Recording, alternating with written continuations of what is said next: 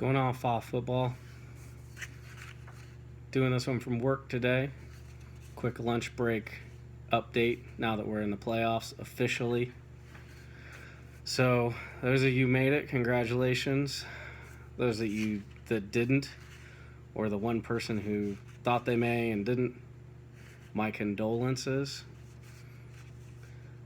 Which takes me immediately into the Alexander family. Hillary lost this week. Having a tough time even saying your name. Joe won, but under weird circumstances, Joe didn't get the first round bye. So, Chris and Dave got the first round byes. Joe has a better record than Dave at 8-4. Joe also has more points for. Albeit at close, he still has 3 points and some change on the season more than Dave. He also beat Dave twice in head-to-head matchups. So Joe virtually has every tiebreaker known to man. The only problem is the division winners are the teams who got the first round bye. So unfortunately for Joe, he has a better record, more points and all that, but Chris Kerr is in his same division, and Chris Kerr is easily the number one favorite team heading into the playoffs, putting Joe into the playoffs and playing this week as the number 3 seed against yours truly. So, keep in mind next year, I kind of had a feeling going in that the division leaders were the ones who got the bye. But there's no real setting within ESPN that proclaims that. The second Alexander, Hillary, odd man out in the playoffs, or odd woman out. She's been a headliner all season long. Sad to see her go. Tough loss. 5-7, so 6-6. She needed to get to 6-6. She got 5-7. 6-6 made the playoffs last year. That was the cut. 6-6 is the playoff cut this year. So that's what you had to do, and you didn't do it. You came close. Good season. We'll see you next year. So Dave and Chris have the byes. Dave backs into the playoffs in a 3-game losing streak, and he still gets the bye. You lucky son of a bitch. Bill also making the playoffs on a 2-game losing streak. He narrowly almost missed the playoffs at 6-6. Him and I at the bottom there. Another kind of caveat, everyone in the West Division lost this week. Every team in that division lost this week. Pretty incredible. So, first matchup, Lord of the Rings versus his arch nemesis, Joe Alexander. I enter the playoffs on the hottest streak of anyone in the league right now. Me and Jess both have 3-game winning streaks. I enter the playoffs 6-6 just like last year. She enters the playoffs 7-5. We'll see how this pans out though. The three-peat is still alive. I do want to remind you guys of that. And I need a little bit of vengeance after that heartbreaking loss in the Super Slider Championship game. So, Mr. Alexander, I'm coming for you. Other matchup this week, Bill, a 6-6 team versus Jess, a 7-5 team. Bill has 13-07, and Jess had 14-27. That doesn't sound right. Jess had 12-47. So here's the points for.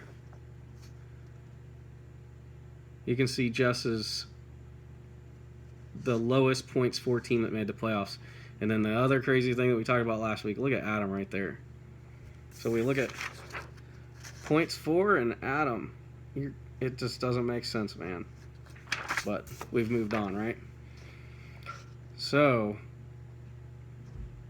although Dave and Chris all season long, from kickoff to start of playoffs, Dave and Chris have been the headliners. Joe, as you can see right there with the points for, he's coming on. So watch out for Joe. I'm going to try to dethrone this guy early. We'll see. So, one last thing. This is just a quick update from our storage room on my lunch break. One last thing, Dave. I saw Dave this weekend. He's a little unhappy about a couple things. His first thing is he says you guys aren't vocal enough.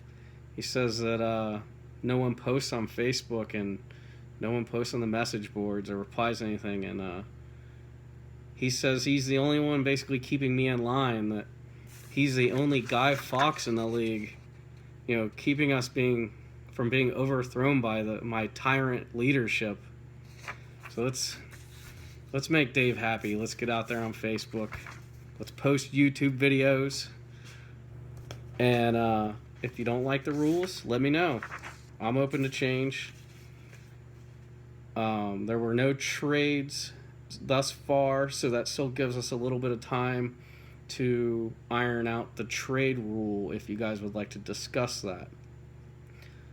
I'm speaking of, if you trade a player that's a keeper right now, what is the value, or what would the team you trade them to pay for come draft day next year? So the second thing that Dave's griping about, lineup churning. I don't know if you guys are all familiar with this. It is a episode from the league. I didn't realize I was actually doing that when I did it. It was just what I do. But when I faced Dave a couple of weeks ago, I noticed that he had no defense. So what did I do? I went to the free agent wire and I picked up the top 4 defenses. He's a little more perturbed to the fact that I dropped the defenses Sunday morning and picked up actual players that I needed. Whatever, dude. Here's the thing. Waivers had already processed, so I picked those defenses up. You could have bid on a defense during the waivers, but you didn't. And you could have picked up a defense sometime during the middle of the night, because I don't think I picked those defenses up till about 9 in the morning. And this goes back to your point. You're a big believer. You're on the pro of no waiver wire. You just want free agent pickups. That's what it would be like. And lastly, sometimes a good defense is a good offense, Dave. In your case, a good defense would have been any defense. So, sorry about your luck, my friend. Anywho, good luck to you in the playoffs. Chris, Dave, enjoy the bye. Rest up. Get ready. I know the teams that are coming next week will be ready to play you. Joe, don't think I'm not going to do everything I can, because I will. Jess, good luck to you. Bill, I love you, man, but I'm rooting for Jess in this one. I want to see the ladies move forward. And all right, good luck, everyone. Happy playoffs.